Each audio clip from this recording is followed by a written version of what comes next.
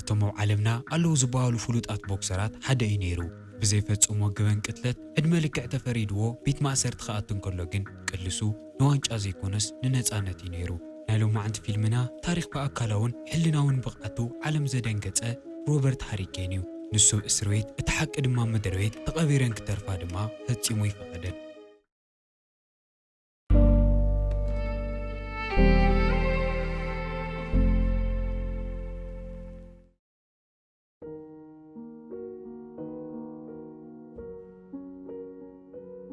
ፊልምና ጅምር ኣብ ሓደ ሓያል እስር ቤት ሮበን ሄሪኬን ዝበሃል እሱር ረብሻ እናፈጠረ እናርአና እዩ።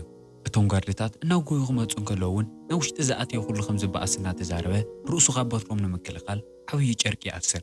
ሓላፍቲ ቤት ማእሰርቲ ይመጽእ እሞ ንሮበን እንታይ ኮይኑ ችግር ከም ዝፈጥርሎ ይሓቶ። ሮበን እዚ ኩሉ ክገብር ዝገበሮ ነገር እቶም ፖላዊስ ናብ ውሽጢ ተኣትዮም ዕድመ ልክዑ እናሰርሐሉ ዝጸንሐ 350 ገጽ ዘለዎ መጽሓፍ ከም ዝወስድሉ ስለ ዝተጠራጠረ እዩ። እቲ ሓላፊ እታ መጽሓፍ ንሮበን ማዕረኽ ክንደይ ወሳኒት ምዃና ስለ ዝተረድኦ እቲ ፈተሻ ባዕለይ ክከታተሎ እየ። እታ መጽሓፍ ነብሲ ረኻሑ ኣያይሉ የማኽሮ። ድሕሪ እዚ ሮበን ቅሩተ ይረጋጋዕ። ናብዚ ዘውፅሖ ግን እንታይ ምዃኑ ንኽንፈልጥ ዝተወሰነ ግዜ እንድሕሪት ንምለስ እሞ ኣብ 1966 ክልተ ጸለምቲ ወዳት ካብ ጻዕዳ መኪና ይወርዱ እሞ ንሓደ መስተኣናጋዲ ቀቲሎም ካብቲ ገዛ ጎዮም ይወፁ። ኣብ ተመሳሳሊ ሰዓት ሮበን ምስ ሓደ ዓርቂ ኮይኑ ካብቲ ባር ወፂኡ ኣብ ጻዕዳ መኪና ተሰቒሉ ይኸይድ። እቶም ቀተልቲ እውን ብጻዕዳ መኪና ኣምሊጦም ስለ ዝነበሩ ተጠርጣሪ ኮይኑ እቲ ዝተወቕዐ ሰብ ምን ምዃኑ ንምርግጋጽ ሒዞሞ ንሆስፒታል ይኸዱ። እቲ ኣብ ዓራት ኮይኑ መጥፋሕቲ ዝግበረሉ ነበረ ሰብኣይ ሮበን ዝተኮሰሉ ሰብ ከም ዘይኮነ እኳ ተነገሮም ደጊሙ ንኽንርኢ ብተደጋጋሚ ይሓትዎ። ሮበን እቶም ፖላዊስ ኮነ ኢሎም ነገር ከም ዝደልይዎ ኣለውን ክእስርዎ ምዃኑ ዕላምኦምን ግልፂ ይኾነሉ። ኣብቲ ዘመን ንሱ ከዓ ጸለምቲ ሰባት ልዕሊ መጠን ይነዓቑን ይጽልኡን ብምንባሮም ኣደዳ ሰብ ስልጣንን ሰብ ሓይልን እዮም ነይሮም። ኣብታ ሰዓት ንሳ ሌላ ዝበሃል ሓያልን ጨካንን ፖሊስ ይመጽእ። ንሮበን ድማ ናይ ግሊ ፍሉይን ሓያልን ጽልኢ ዘለዎ። እቲ ጥይት ተወቂዑ ዝነበረ መስተኣናገዲ ኣብታ ምሸት ይመውት። ግን ከዓ ሮበንን ዓርኩን ቀተልቱ ተባሂሎም ይእሰሩ። ሮበን ብዘይፈጸሞ ገበን ተፈሪድዎ ናብ ቤት ማእሰርቲ ይኸይድ። ኣብቲ ትኽክለኛ ሰዓት ሮበን ኣብ ቤት ማእሰርቲ ኮይኑ መጽሓፉ ንምውዳእ እናጸሓፈ ንሪኦ። ግን ተሓቲሙ ክውዳእ እንከሎ ዘንብዋላ ሓደ ሰብ ይረኸበን። ኣብ ዝተሰቐለሉ ዕዳጋ ድማ ኮፍ ኢሉ ሰብ እዩ ዝጥምት። ሮበን ብሕጋዊ መንገዲ ፈጺሙ ከም ዘይፍታሕ ርግጸኛ እዩ። ግን እቲ መጽሓፉ ንሰባት ዓይነቶም ተኸፈተሎም እሞ መውፅእ መንገዲ ተረኸበሉ እሰያ ነይራ ተስፍኡ። መጽሓፉ ካብ ዝሕተም 7 ዓመት ሓሊፍነ ግን ሕጂ እውን ምንም ለውጢ ይረኸበን። በቲ ወገን ኣብ ካናዳ ሓደ ላስተር ዝተባሃለ ንእሽተይ ቆልዓ ንፋለጥ። ተነቢቦም ካብ ዝተደረዩ ኣማኢት መጽሓፍቲ እውን እታ ናይ ሮበን መጽሓፍ የልዕል። ብታ መጽሓፍ ተሳሒቡ ሒዝዋ ናብ መኪና ይስቀል እሞ ንላስተር ክሓቶ እንከሎ መጽሓፍቲ ንሕና ዘይኮና ንመርጾምስ እሶም እዮም ዝመርጹና ኢሉ ይነግሮ። ላስተር ብጣዕሚ ጎበዝን ንፉዕን ቆልዓ እዩ። ግን ከዓ ስድርኡ ደኻቶም ስለ ዝነበሩ ንትምህርቲ ክሰድዎ ዓቕሚ ይነበሮምን። ድሕሪ ግዜ ግን ሳም፣ ፔሪ እና ሊሳ ዝበሃሉ ሰለስተ ከምኡ ዝበሉ ዓቕሚ ዘይብሎም ቆልዑት ዝሕግዙ ሰባት ይላለ። ማዕረ ክንደይ ጎበዝ ምዃኑ ስለ ዘስተውዕሉ እውን ትምህርቲ ንክኸይድ ክሕግዝዎ ይወስኑ። ኣቦኡ ንላስተር ግን ብዙሕ ሕጉስ ኣይነበረን። ምክንያቱ ኣብቲ ሰዓት ነበረ ዓሌት ተኮር መጥቃዕትታት ንወዱ ልዕሊ መጠን ክጭነቕ ይገብሮ ነይሩ። ላስተር እታ ናይ ሮበን መጽሓፍ ብጣዕሚ ፈትዋ ስለ ዝነበረ ብዘይ ምዕራፍ ከንብባ እንከሎ ንሕና እውን ናይ ሮበርት ህይወት ከመይ ከም ዝነበረ ንምርኣይ ዕድል ንረክብ። ሕድሕድ ናይ ሮበርት መጽሓፍ ገጽ ኣብቲ ጸለምቲ ዝሳቆይሉ ነበረ ዘመናት መልሶ ነይራ። ሮበርት ህፃን ኮይኑ ኣብቲ ጫካ ምስ ኣዕሩኽቱ እናተጫወተ እንከሎ ሓደ ጻዕዳ ሰብኣይ ይመጾም እሞ ብዘይ ስርዓትን ኣግባብን ይነኽኦም። ሮበን ክፈራርሖ ይሙክር። እቲ ሰብኣይ ግን ደፋሪ ነይሩ። ግን ከዓ ሮበን ጨካን እዩ። ጥርሙዝ ኣልዒሉ ርእሱ ይወቅዖ እሞ እቶም ቃልዖት ካሃድሙ እንከለዉ ሮበርት እቲ ሰብኣይ ይተሓዝ። ተሸኪሙ ናፍቲ ቃላይ ከጥልቆ እናወሰዶ ይጸንሕ እሞ ሮበርት ኣብ ጥቕኡ ብዝጸንሐቶ በላሕ ካራ ማእገሩ ወጊእዎ ይሃድም። እቲ ሰብኣይ እውን ናብ ፖሊስ ጣብያ ኸይዱ ሓደ ጸሊም ቆልዓ ክቆትሎን ክዘርፎን ከም ዝሞከረ ሪፖርት ይገብር። ዴላ ንሮበርት ዝፈለጦ መጀመርያ ግዜ ህፃን እንከሎ እዩ። ድሓር እውን ብዘይገበኑ ዘእስሮ እዚ ፖሊስ እዚ እዩ። ዴላ ንጸለምቲ ሰባት ብጣዕሚ ሓያል ጽልኢ ነይርዎ ዋላ ህፃውንቲ ይኾኑ። እቲ ቤት ፍርዲ ዝጸንሐ ጻዕዳ ዳኛ እውን እስኻ ዓብዪ ሰውተት ትኾን ነርካ እየ ዝምነ እንከይደንጎ ቤት ማእሰርቲ ክሰደካ ነይረ ኢሉ ይነግሮ። ሮበርት ን10 ዓመት ናብ ወታደራዊ ትምህርቲ ቤት ንክስደድ ይፍረደሉ። ኣብ ሰዓት ዝተዝኾን ሓያል ተቃውሞን ብዙሕ ዕግርግርን መልዓለ ነይሩ። ግን ኣብቲ ሰዓት ንሱ ጸለምቲ ምንም ድምፂ ኣይነበሮምን። ሮበርት ነቲ ካምፕ ንሱ ኣብ መጽሓፉ ከመ መሬት ዘሎ ገሃንም ገይሩ እዩ ገሊጽዎ። ቅድሚ ናብኡ ምእታዩ ምንም ዘይፈልጥ ህፃን ቆልዓ ነይሩ። ኣብኡ ምስ ኣተየ ግን ህይወት ቀታላይን ሓደገኛ ንኽኸውን ገዲዳቶ። ድምፁ ከም ዘይዕገትን ኣብ ትሕቲ ምሕረት ሰባት ከም ዘይኸውንን ድማ ብመልክዑ ኣብ ምስልጣን ይሕልፎ። 8 ዓመት ኣብቲ ካምፕ ንሱ ምትጸንሐ እውን የምልጥ። ኣብቲ ሰዓት ንሱ ኣሜሪካ ምስ ጃፓን እትገጥሞ ነበረት ሓያል ኩናት ብዙሕ ወታደራት የድዋ ስለ ዝነበሩ ብዛዕባ ማንነቶም እኹል ምፅራይን ከይገበረት እያ ትቕበል ነይራ። ሮበርት እቲ ዓድል ተጠቒሙ ብፍጥነት ናብ ሰራዊት ይቀላቐል። እቲ መጽሓፍ ኣብኡ ክንደይ ከም ዝጸንሐ ይነግረን፣ ግን ክምለስ እንከሎ ብጣዕሚ ብዙሕ ትምህርቲ እዩ ተማሂሩ። እታ ልዕሊ ኩለን ውሳኒት ትምህርቲ ግን ኣብ ኣሜሪካ ትነብር ጸሊም ሰብኣይ ኮይንካ ክሳብ ትመውት ቃልስኻ ይውዳእን። ሮበርት ኣብ ሓደ ባር ምስ ዝረአያ መይ ትበሃል ጓል ፍቕሪ ሒዞ ንዝተወሰነ ግዜ ብሓደ ይጸንሑ እሞ ብጣዕሚ ይፋተዩ። ሓደ ምሸት ግን ፖላዊሶ ኣፍ ደጉኡ መፅኦም ክሕኩሑ ምክንያቱ 8 ዓመት ተኣሲሩ 2 ዓመት ቀሪቦ ከም ዘምለጠ ፈሊጦም ስለ ዝነበሩ እዮም። ምስቶም ፖላዊስ ዴላ ዝበሃል ሕማቕ ፖሊስ ነይሩ። ሃዲምካ ተምልጥን ኣነ ዝቐብፀካ እንዲመሲልካ ነይሩ ኢሉ ድማ ይሓቶ። ሮበርት እተን ቀሪአኖ ነበራ 2 ዓመት ንክወድእ ናብ ቤት ማእሰርቲ ይስደድ። ኣብቲ ሰዓት ንሱ ግን ኣብ ህይወቱ ሙሉእ ንምሉእ ቁፅጥር ክወስድ ከም ዘለዎን ከም ሕሉፍ ሰባት ናፍቲ ኸብልዎ ከም ዘይፈቅድን ንነብሱ ቃል ይኣቲ። እተን 2 ዓመት እውን ብደንቢ ገይሩ ይጥቀመለን። ቦክሲ ይስልጥን፣ ኣብ ትርፊ ሰዓቱ ድማ መጽሓፍቲ የንብብ። ካልኦት እሱራት ሞችዎም ክድቅሱ እንከለዉ ሮበርት ብዘይ ዕረፍቲ ነብሱ ንምምሕያሽ ይሰርሕ። 2 ዓመት ሕሊፉ ካብ ቤት ማእሰርቲ ክስደድ እንከለውን ሓንሳብ ይግምጠል እሞ ናብቲ ቦታ ብፍጹም ከም ዘይምለስን እግሩ ከም ዘይሰድድን ቃል ይኣቲ። ሊሳ ካብ ላስተርታ መጽሓፍ ተቐቢላ እናንበበታ ክንሪኣ ከለና እውን ሮበርት ካብ እስራኤል ብዝወፅእ ሰዓት ቀልጢፉ ኣብ ኣሜሪካ ካብ ዝፍለጡ ቦክሰራት ከም ዝኾነ ንፈልጥ። እቲ ናይ መጀመርያ ተጋጣሚኡ ፍሉጥ ኣሜሪካዊ ቦክሰር እዩ ነይሩ፣ ግን ከዓ ሓይሊ ገይሩ ስለ ዘጥቅዖ እቲ ተጋጣሚኡ ምስ ወደቐ ክትስእ ሓይሊ ይነበሮን። ዴላ ከም ወትሩ ንጸለምቲ ሓያል ጽልኢ ስለ ዝነበሮ ገለ መኻንዩ እስራኤል ንኽሰዶ ምክንያት እዩ ዝእልሽ ኣሎ። እቲ ዓመት ንሳ ከዓ ፍልይ ዝበለ ዕግርግር ይለዓል፣ ምክንያቱ ልዕሊ መጠን ጸለምቲ ዝብደልሉ ግዜ እዩ ነይሩ። ግን ሮበርት እውን ፍሉጥ ቦክሰር ኮይኑ ስለ ዝነበረ ዕረፍቲ ይረኽበን። ሓደ ምሸት ደቂሶም እንከለዉ እውን ሰባት ብመሽኮት እምኒ ይድሩ ኢሎም እሞ ሰበይቱ መይ ብጣዕሚ ትጨናነቕ። ሮበርት ድማ ንኸረጋግዓ ኩሉ ዝተኻእሎ ይገብር። ሓደ መዓልቲ ሮበርት ሓያል ግጥም ነይርዎ። ኩሉ ስሙዑ ነበረ ሕርቃንን ንደትን ድማ ኣብቲ መጋጦምቲ የውፅ እሞ ኣብ ሳልሳይ ዙርኡ ንኣስሒቱ ሰዓራይ ኮይኑ ይወድኦ። ግን እቶም ዳኛታት ጻዕዱ ስለ ዝነበሩ እቲ ውፅኢት ንምንጋር ፍርቂ ሰዓት ይድንጉዩ እሞ ድሕሪኡ ሰዓራይ እቲ ጻዕዳ ወዲ እምበር ሮበርት ከም ዘይኮነ ነጊሮም ማዕረ ክንደይ ከም ዝጸልእዎ ግልፂ ይገብሩሉ። እቲ ውፅኢት ማንም ሰብ ኣይተቐበሎን፣ ግን መብዛሕትኦም ተኸታተልቲ ጻዕዱ ሰባት ስለ ዝነበሩ ሰማዕ ኣይረኸቡን። ሮበርት ብሕርቃን ተመሊኡ ነብሱ ንኸረጋግዕ ናብ ሓደ ባር ይኸይድ። ብዙሕ ሰትዩ ስለ ዝነበረ ድማ ንሓደ ዓድኩ እታ መኪና ንኽሽፍር ይነግሮ። እታ ምሸት ንሳ ድማ እዩ ነቲ መስተኣናጋዲ ብምቕታል ተጠርጢሩ ዳላፓስካ ኣሲሩ ብዘይገበሮ ግበን ን10 ዓመት ክፍረዶ ዝገበረ። ግን ቅድሚ ምእሳሩ ሮበርት ከም ዘይተኮሰሉ ዝረአየ ወዲ ነይሩ። ግን ዳላፓስካ ነቲ ወዲ ዝተኮሰ ሮበርት ኢልካ ተዘይመስኪርካ ንባዕልኻ እውን ክእስረካ ኢሉ ይፈራርሖ። ምክንያቱ እቲ ምስክር ኮይኑ ነወዲ እቲ መስተኣናጋዲ ክመውት ግዜ ካብ ቦርስኡ ቅርሺ ሰሪቑሉ ነይሩ እዩ። እዚ ናይ ባዕሉ ገበን ንኸይቃልዖ ድማ ንሮበርት ገበነኛ ኢሉ ይምስክረሉ እሞ ሮበርትን እቲ መኪና ሽፉር ነበረ ዓርኩን ንዕድመ ልክዕ ይፍረዶም። ሮበርት ቤት ማእሰርቲ ክበፅሕ እንከሎ ክዳውንቱ ከም ዘይቅይር ይነግሮም። ንሱ ገበነኛ ከም ዘይኮነን ናይ ገበነኛታት ክዳውንቱ እውን ፈፂሙ ከም ዘይክደንን። ሓላፊ እቲ ቤት ማእሰርቲ ብተግባሩ ብጣዕሚ ሓሪቑ ስለ ዝነበረ ንሮበርት ን9 መዓልቲ ኣብ ጸልማት ክፍሊ ንኽደቅስ ይቐፅዖ። ኣብታ እስራኤል ንስታ ኣብ ሰዓታት ሓንቲ ግዜ ጥራይ ትበርህ ኣምፖልላ። ኣብዚ ጸልማት እዚ እውን ሮበርት ቀስ እናበለ ክዓብድ ይጅምር። ሓደ ግዜ ዝኾነ ድምፂ እኒ ዝመፆ ነብስኻ ጥፍእ ከምዚ ኢልካ ክሳብ ማእስ ትነብር ዝብሎ።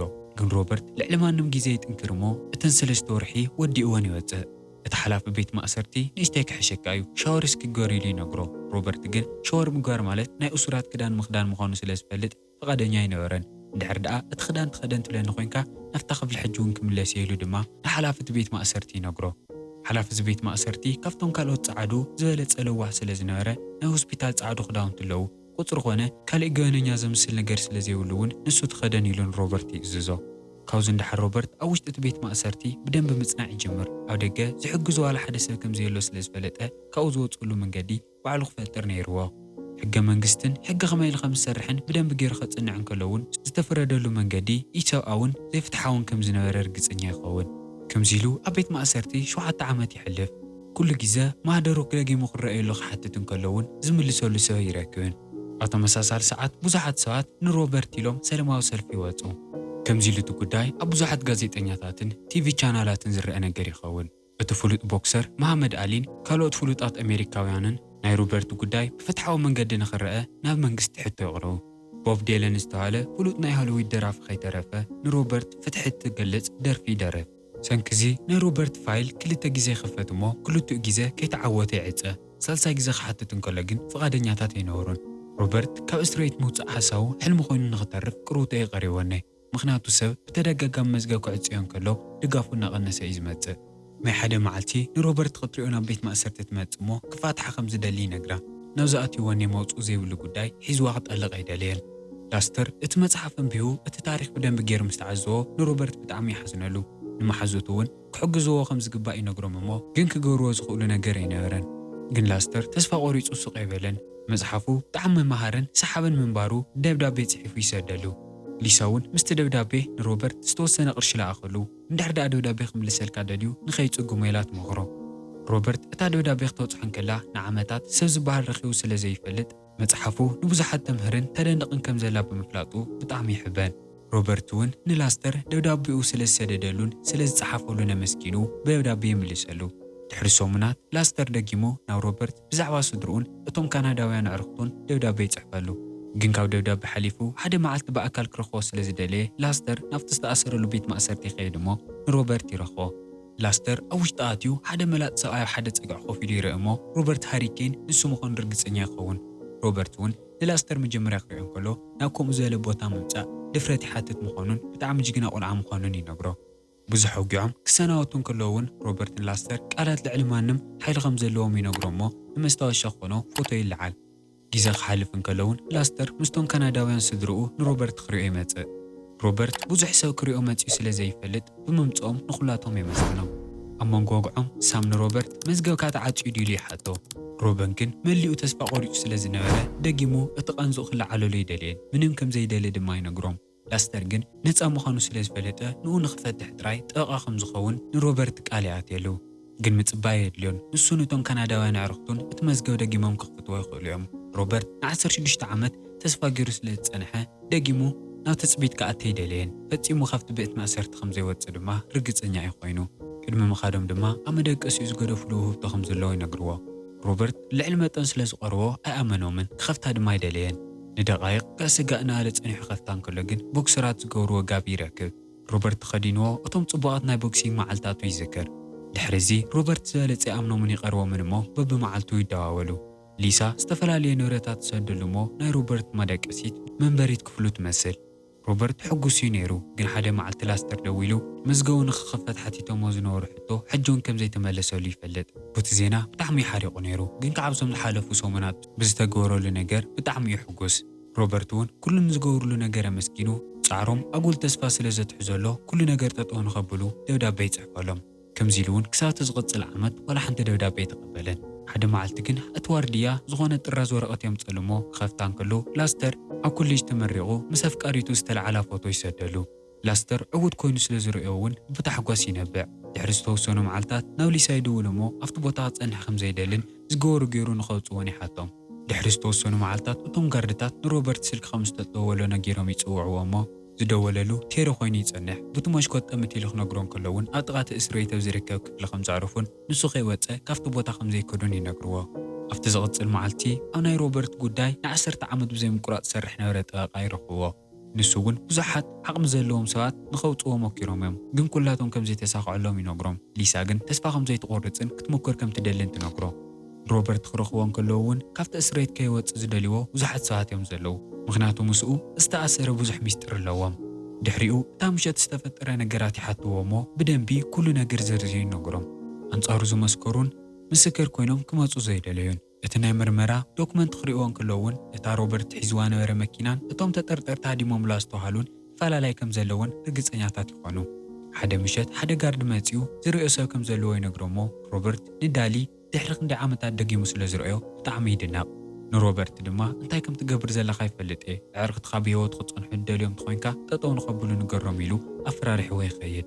لساننا سام دما كن مع 16 عامت روبرت افتبار كم زينوره زمسكر سو اين خريو سويتو يرخوا نساون سو اياز مسكرو اتوم بلاويس نافت زرزر كم زي قروون كن مخالي نجر مغوارو كم زموتن تنقرم حدا معلتي دالي نتوم سلسته عرقت يرخومو زي امريكان بر كندا يكونتن روبرت بمحجازكم دما بزحت حيالات صلاتيكم تفري لكم كلتفكم عدهم تزيت مليسكم أهرجات أتيهم يلو أفرارح هو مخيدمو نروبرت جن فتيمو من نجارون روبرت نقل مرمار قصير 5 نوارن جن تجدا بدم خيتر ناوي كم استفقه كيف لو تخمس تصورن ينقرم ليسا دما أفتز قط المعلتي نفت نقل مرمار جزات خيد جن سمويتو قالوا تراي أو نانورت تصنحهم እታ ጓል መርማር እውን ኣቦኣ ብናይ ሮበርት ጉዳይ ልዕሊ መጠን ተጨኒቑ ብዙሕ ተደራራቢ ሕማም ተፈጢሩሉ ከም ዝሞተ ትነግሮም። ሊሳ ናብ ዝመፅህሉ ምክንያት ግን ኣብቲ ምርመራ ሰዓት ዝሕዞም ዝነበረ ኖታት ንክትወስድ እያ። ሙሉእ ለይቲ ነቲ ገዛ እናፈተሽዎ ድሕሪ ምሕዳር እውን እታ ናይ ሮበርት ጉዳይ ዝተፃሕፈላ ደፍተር ይረኽብዋ።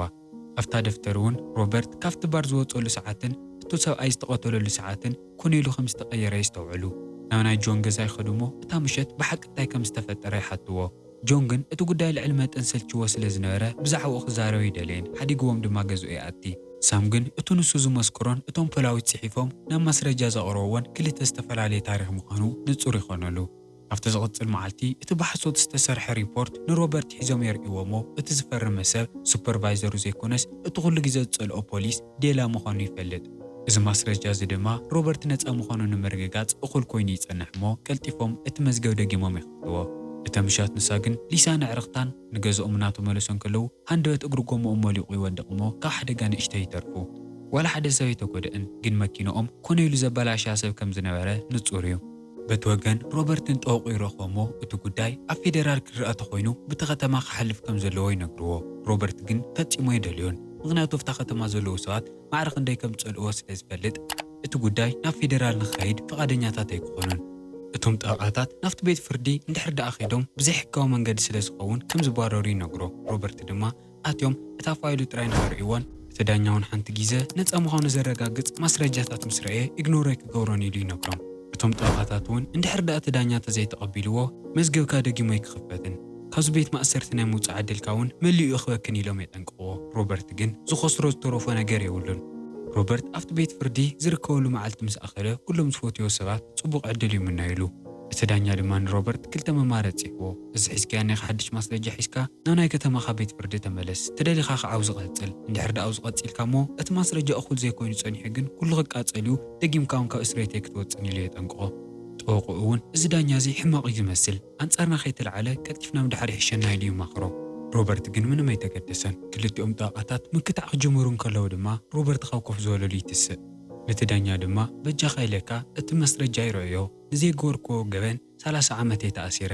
እዚ ሕጊ ንጹሃት ክሕለዩሉ እምበር ብዘይገበኖም ክእሰሩሉ ኣይኮነን ተፈጢሩ። ረአዮ እሞ ትኽክለኛ ውሳነ ወሰን ኢሉ ክልምኖም ከሎ ፈቓደኛ ይኸውን። ድሕሪ ዕረፍቲ ድማ ውሳንኡ ከም ዘፍልጦም ነጊሩ ንናቦትኦም ይሰዶም። ኣብቲ ሰዓት ንኣስተር ይረኽቦ እሞ ናብ ቤት ማእሰርቲ ዘእትየኒ ጽልእ እዩ፣ ፍቕሪ ድማ ነፃ ከውፅኒ ኢሉ ይነግሮ። እቲ ዳኛ ተመሊሱ ናብቲ ቤት ፍርዲ ክኣትን ከሎ ኣንጻር ሮበርት ዝፈርድ ስለ ዝመሰሎም ሰብ ፈሪሖም እዮም ነይሮም።